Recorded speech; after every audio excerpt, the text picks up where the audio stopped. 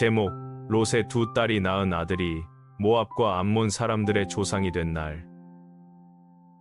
창세기 19장 36절부터 38절. 롯의 두 딸은 아버지에게서 아이를 가졌다. 큰 딸은 아들을 낳아 아이 이름을 모압이라고 지어 불렀다.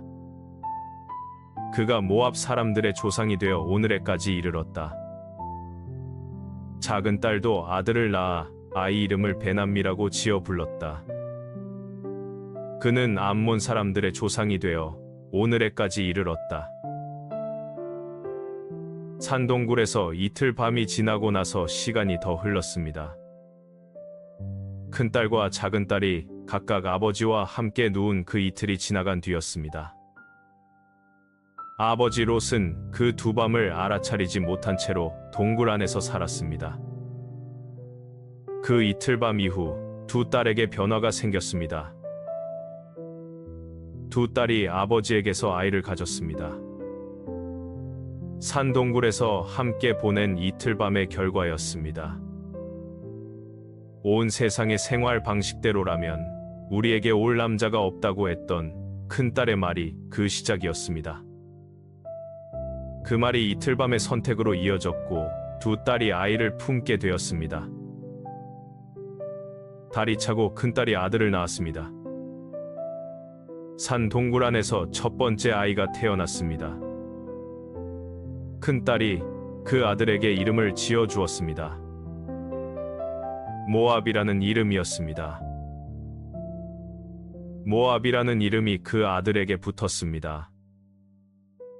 큰딸이 직접 지어 아들에게 준 이름이었습니다. 그 아들이 자라 모압 사람들의 조상이 되었습니다.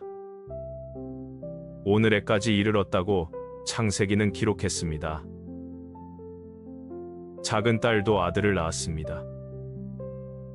큰딸이 아들을 낳은 뒤 작은 딸도 아이를 낳은 것이었습니다. 작은 딸이 그 아들에게 베남미라는 이름을 지어 불렀습니다. 두 아이가 동굴 안에서 차례로 태어났습니다. 베남미라는 이름이 작은 딸의 아들에게 붙었습니다. 작은 딸이 직접 지어준 이름이었습니다. 그 아들이 자라 암몬 사람들의 조상이 되었습니다. 오늘에까지 이르렀다는 말이 두 번째로 이어졌습니다.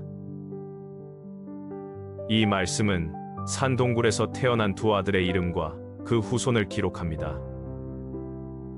모압과 베남미라는 두 이름이 창세기 19장의 마지막에 등장했습니다. 두 딸이 아버지에게서 낳은 두 아들이 각각 민족의 조상이 되었습니다. 그 기록이 창세기 19장의 끝을 이루었습니다. 소돔 성문에 앉아있던 롯에게서 시작된 이야기였습니다.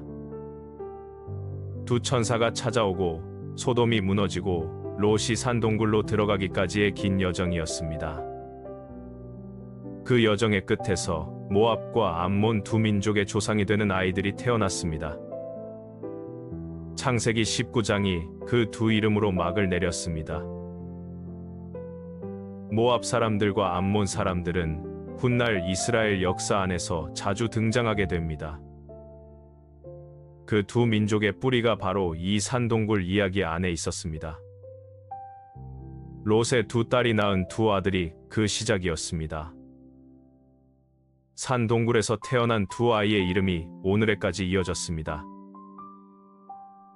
큰딸의 아들 모압과 작은딸의 아들 베남미가 동굴 안에서 태어났습니다. 두 어머니가 각각 이름을 지어 주었습니다. 두 아이가 자라 두 민족의 조상이 되었습니다. 창세기 19장은 그 두 이름을 남기며 끝을 맺었습니다. 소돔이 무너지던 날부터 시작된 이야기가 산 동굴 안에서 마무리되었습니다. 롯과 두 딸이 선택한 삶의 자리가 동굴이었고 그 동굴에서 두 아이가 태어났습니다. 모압과 베남미 두 이름이 그 동굴 이야기의 마지막 장면이었습니다. 창세기 19장이 그 두 이름과 함께 끝을 맺었습니다.